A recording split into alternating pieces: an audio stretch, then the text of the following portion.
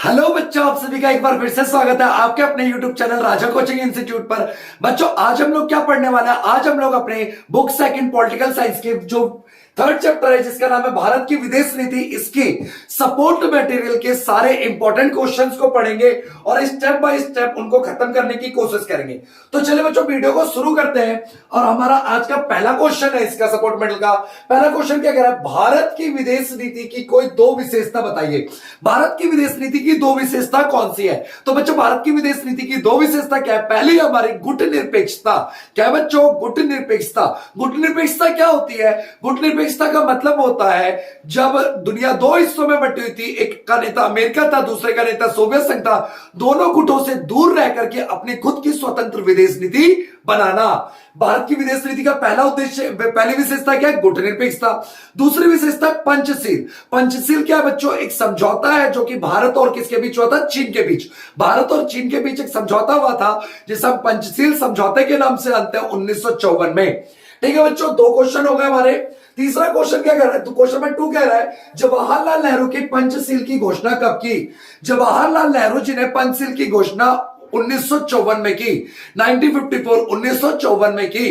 ठीक है बच्चों, भारत की तरफ से पंडित जवाहरलाल नेहरू थे और चीन की तरफ से थे चाउ एन लाई, प्रधानमंत्री चाउ एन लाई। क्वेश्चन नंबर 3 कह रहा है बाबू, भारत द्वारा गुट निरपेक्ष की नीति अपनाए जाने के क्या कारण थे? भारत के द्वारा जो गुट निरपेक्ष की नीति अपनाई गई थी उसके क्या कारण थे? उसका कारण क्या था? तो भारत ने गुट निरपेक्ष की नीति क्यों अपनाई? गुट निरपेक्ष की नीति इसलिए अपनाई क्योंकि भारत दोनों गुटों से, दोनों गुट का मतलब अमेरिका का गुट और सोवियत संघ का गुट, आपको पता ही है शीत युद्ध के दौरान दुनिया कितने गुटों में बटा हुआ था? दो गुटों में। इन दोनों गुटों से दूर रहने के लिए। क्वेश्चन नंबर 4 कह रहा बाबू, भारत और चीन का युद्ध कब हुआ था? भारत और चीन का युद्ध बच्चों 1962 में हुआ था। भारत चीन का युद्ध 1962 में हुआ था। यहां से क्वेश्चन घूम के आ जाता है बच्चों कि भारत चीन का युद्ध जो 1962 में हुआ था उसमें भारत क्यों हार गया? क्योंकि भारत युद्ध के लिए तैयार नहीं था। क्वेश्चन नंबर 5 कह रहा है बच्चों, नेफा किस राज्य को कहा जाता है? नेफा बच्चों अरुणाचल प्रदेश को कहा जाता है। किसको कहा जाता है बच्चों? अरुणाचल प्रदेश को कहा जाता है। एक और क्वेश्चन याद रखिएगा, पेप्सू किसको कहते हैं? पेप्सू हम पंजाब को कहते हैं। क्वेश्चन नंबर 6 है एनपीटी का शब्द विस्तार लिखो। एनपीटी क्या है बच्चों? एनपीटी एक समझौता है पर जिसे हम हिंदी में बोलते हैं परमाणु अप्रसार संधि। परमाणु अप्रसार संधि पर 1968 में हस्ताक्षर किए गए थे और इस समझौते को 25 साल के लिए 1970 में लागू किया गया था। 1970 में क्या किया गया था बच्चों? लागू किया गया था। क्वेश्चन नंबर 7 क्या कह रहा है? भारत ने 1959 में किसे राजनीतिक शरण दी थी? भारत ने 1959 में किसे राजनीतिक शरण दी थी? तो दलाई लामा को दी थी। दलाई लामा कहां के व्यक्ति थे? ये तिब्बत के धर्मगुरु थे। क्या थे बच्चों? तिब्बत के धर्मगुरु थे। नेक्स्ट क्वेश्चन क्या कह रहा है बच्चों? नेक्स्ट क्वेश्चन है हमारा क्वेश्चन नंबर 8, भारत ने अपना प्रथम परमाणु परीक्षण कब किया था और कहां किया था? तो पहला परमाणु परीक्षण भारत ने 1974 में किया था और कहां किया था? राजस्थान के पोखरण में किया था। ठीक है बच्चों, अगर क्वेश्चन आपसे 1 नंबर का यह पूछ ले कि चीन ने अपना परमाणु परीक्षण कब किया था, तो इसका आंसर है 1964। कब किया था बच्चों? 1964 में किया था। बच्चों क्वेश्चन नंबर 9 हमारा, बंगबंधु उपनाम से किसे जाना जाता है? बंगबंधु उपनाम से हम किसे जानते हैं? शेख मुजीबुर रहमान को कहते हैं। बंगबंधु के नाम से किसे कहते हैं बच्चों? शेख मुजीबुर रहमान, जिन्होंने पूर्वी पाकिस्तान से, अब पाकिस्तान से अलग होकर एक नया देश बनाया था, बांग्लादेश। ठीक है बच्चों, क्वेश्चन नंबर 10 क्या कह रहा है? बांग्लादेश कब अस्तित्व में आया था? बांग्लादेश पश्चिमी पाकिस्तान से अलग होकर एक स्वतंत्र राष्ट्र के रूप में 16 दिसंबर 1971 को अस्तित्व में आया। क्वेश्चन नंबर 11 क्या कह रहा है बच्चों? नाटो का शब्द विस्तार लिखो। नाटो का मतलब होता है North Atlantic Treaty Organization. NATO का नाम क्या होता है बच्चों? North Atlantic Treaty Organization. NATO एक क्या था बच्चों? एक सैनिक संगठन था। अमेरिका के द्वारा बनाया गया एक सैनिक संगठन था नाटो। नाटो सीटो सेंटो अमेरिका के द्वारा बनाए गए सैनिक संगठन थे और इसके जवाब में सोवियत संघ ने बनाया था वार्सा पैक्ट। क्या बनाया था बच्चों? Warsaw Pact. ठीक है, क्वेश्चन नंबर 12 क्या कह रहा है? भारत ने अपना दूसरा परमाणु परीक्षण कब किया था और कहां किया था? क्वेश्चन नंबर 12 कह रहा है भारत ने अपना दूसरा परमाणु परीक्षण कब किया और कहां किया? तो भारत ने अपना दूसरा परमाणु परीक्षण 1998 में राजस्थान के पोखरण में किया। पहला परमाणु परीक्षण कब किया था? भारत ने पहला परमाणु परीक्षण 1974 में किया था। चीन ने कब किया था? 1964 में किया था। क्वेश्चन नंबर 13 इंपॉर्टेंट बच्चों, क्वेश्चन नंबर 13 कह रहा है कश्मीर मुद्दे को संयुक्त राष्ट्र संघ बोले तो यूएनओ। आप कमेंट बॉक्स में कमेंट करके बताइए यूएनओ की स्थापना कब हुई थी। ठीक है, ये आपका आज का क्वेश्चन है बच्चों, यूएनओ की स्थापना कब हुई थी।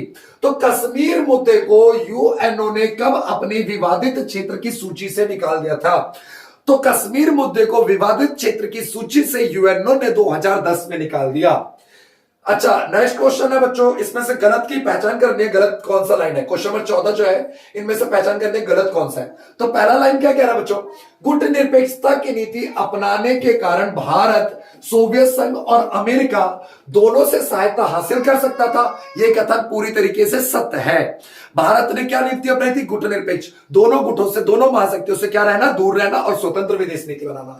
क्वेश्चन पॉइंट नंबर 2 क्या कह रहा है? भारत ने 1968 में परमाणु अप्रसार संधि, इसे बोलते हैं हम शॉर्टकट में एनपीटी, परमाणु अप्रसार संधि। इसमें साइन कब हुआ था? मैंने बताया था 1968 में। लागू कब किया गया था? 1970 में। इस पर हस्ताक्षर करने से मना क्यों कर दिया?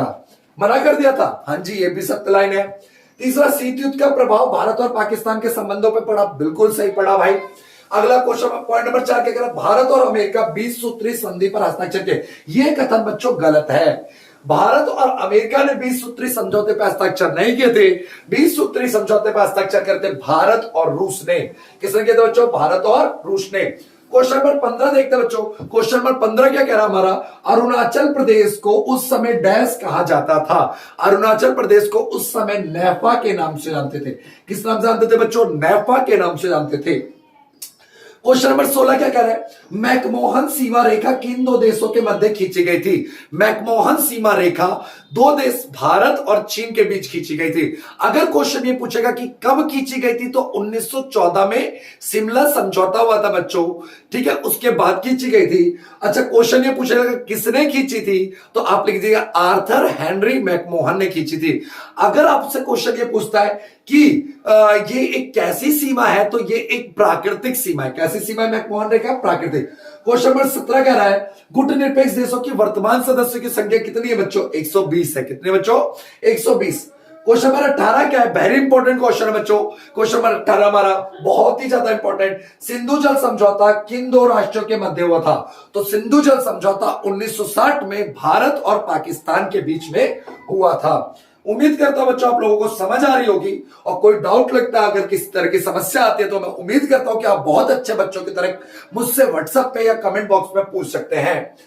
2 अंकों वाले क्वेश्चन देखते हैं बच्चों। पहला क्वेश्चन है पंचशील समझौते पर किन नेताओं ने हस्ताक्षर किया था? तो देखो, पंचशील समझौता जो था 1954 में इसमें साइन हुए थे, 29 अप्रैल 1954 को। इसमें शांति के 5 सिद्धांत थे बाबू। इसमें भारत की तरफ से पंडित जवाहरलाल नेहरू जी थे, और पाकिस्तान चीन की तरफ से, ये भारत और चीन के बीच समझौता हुआ था, चीन की तरफ से चौबेन थे। अच्छा, क्वेश्चन नंबर 2 देखते बच्चों। भारत चीन के मध्य विवाद के कोई 2 विषय। भारत चीन के बीच 2 विवाद के मुद्दे क्या है? एक तो अक्साई चीन को लेकर के विवाद है, दूसरा अरुणाचल प्रदेश पे अपना दावा ठोकता है, और तीसरा सीमा विवाद है भारत और चीन के बीच में। चौथा विवाद भारत और चीन के बीच क्या है? चौथा विवाद यह कि भारत का यह कहना है कि पाकिस्तान को यह सैनिक सहायता देता है, जिसका वो चीन का, पाकिस्तान क्या करता है? दुरुपयोग करता है। बच्चों क्वेश्चन नंबर 3 वेरी इंपॉर्टेंट है, ताशकंद समझौता। देखो, 2 क्वेश्चनों को एक साथ समझते बच्चों। ताशकंद समझौता और शिमला समझौता। देखो, भारत और पाकिस्तान का एक युद्ध हुआ था 1965 में, एक युद्ध हुआ था 1970 में। 1970 के युद्ध के बाद 1971 में एक समझौता हुआ था, और एक 1965 के युद्ध के बाद 1966 में एक समझौता हुआ था। 1966 के समझौते को हम ताशकंद समझौता कहते हैं। 1971 के समझौते को क्या बोलते हैं बच्चों? शिमला समझौता। 1966 में जो ताशकंद समझौता हुआ था, ये उज्बेकिस्तान का एक प्रांत, राजधानी अभी तो, उस समय सोवियत संघ का एक प्रांत होता था ताशकंद। और इस समझौते, ताशकंद समझौते में भारत की तरफ से थे लाल बहादुर शास्त्री, LBS शॉर्टकट में लिख देता हूं, लाल बहादुर शास्त्री, और पाकिस्तान से थे अयूब खान, AK खान, अयूब खान। और 1971 का जो शिमला समझौता है, इसमें भारत की तरफ से कौन थी? इंदिरा गांधी जी थी, और पाकिस्तान की तरफ से थे जुल्फिकार अली भुट्टो, जुल्फिकार अली भुट्टो। तो 2 क्वेश्चन उम्मीद करता बच्चों समझ आया होगा, ताशकंद समझौता और शिमला समझौता। क्वेश्चन नंबर 4 क्या कह रहा है, भारत और पाकिस्तान के मध्य सिंधु जल बंटवारे को लेकर के संधि कब हुई थी? अभी मैंने आपको बताया था 1960 में संधि हुई थी। इस संधि में मध्यस्थता किसने करी थी? मध्यस्थता करी थी बच्चों आईएमएफ और वर्ल्ड बैंक। आपको पता भारत से होती हुई प्रमुख 6 नदियां हैं जो पाकिस्तान में जाती हैं। सबसे पहले मुख्य नदी तो सिंधु है, उसके बाद झेलम, चिनाब, रावी, सतलुज, व्यास, ये 6 नदियां हैं। इनके पानी के बंटवारे को लेकर के 1960 में भारत और पाकिस्तान के बीच एक समझौता हुआ था। अगर भारत ने अपने पानी को रोक लिया तो पाकिस्तान एक रेगिस्तान बन जाएगा, पाकिस्तान बूंद बूंद के लिए तरस जाएगा पानी के लिए, ठीक है। अच्छा, भारत ने सीटीबीटी पर हस्ताक्षर करने से क्यों मना कर दिया? भारत ने सीटीबीटी का पहले तो फुल फॉर्म समझ लो बच्चों, comprehensive test ban treaty. CTBT पे भारत ने हस्ताक्षर करने से क्यों मना कर दिया? क्योंकि भाई ना केवल सीटीबीटी, एनपीटी पे भी साइन करने से मना कर दिया। क्योंकि भारत ने सीटीबीटी और एनपीटी पे साइन करने से इसलिए मना कर दिया क्योंकि भारत को लगता था ये एक भेदभावपूर्ण समझौता है। कैसा समझौता बच्चों? भेदभावपूर्ण समझौता है, ठीक है। जिन देशों के पास परमाणु हथियार है वो तो अपने पास रख सकते हैं, और जिन देशों के पास परमाणु हथियार नहीं है वो परमाणु हथियार नहीं बना सकते हैं। इसलिए भारत ने एनपीटी और सीटीबीटी पे साइन करने से क्या कर दिया? मना। एनपीटी का पूरा नाम क्या बच्चों? परमाणु अप्रसार संधि। और सीटीबीटी का पूरा नाम क्या है? Comprehensive test ban treaty. कुछ और इंपॉर्टेंट क्वेश्चन है बच्चों, ये बस खत्म होने वाला है वीडियो, ठीक है। ज्यादा बेसब्र मत होइए, आराम से देखिए बच्चों, ठीक है। देखिए क्वेश्चन नंबर 7वां क्या कह रहा है, भारत ने एक 20 वर्षीय संधि किस देश के साथ किया था? तो मैंने बताया था रूस के साथ किया था। क्वेश्चन है क्यों किया था? तो अमेरिका, चीन और पाकिस्तान के प्रभाव को रोकने के लिए। क्वेश्चन नंबर 8 कह रहा है बच्चों, भारत चीन के मध्य प्राचीन सिल्क रूट, सिल्क व्यापार रूट खोल दिया गया है। ये कौन सा रूट था? देखिए प्राचीन सिल्क रूट व्यापार के लिए भारत के सिक्किम राज्य में नाथुला दर्रा है। दर्रा किसे कहते हैं? दो पहाड़ों के बीच जो समतल भूमि होती है, आने जाने के लिए प्रयोग में लाई जा सकती है, उसे दर्रा कहते हैं। तो वही खोल दिया गया था, ओपन कर दिया गया था। क्वेश्चन नंबर 9 कह रहा है, शिमला समझौता की कोई 2 प्रमुख प्रावधान। पहला तो यह एक दूसरे की, दोनों देश जीते हुए भूमियों को वापस दे देंगे। दूसरा, एक दूसरे के विकास के लिए काम करेंगे। अच्छा, भारत और पाकिस्तान के बीच शिमला समझौता कब हुआ था बच्चों?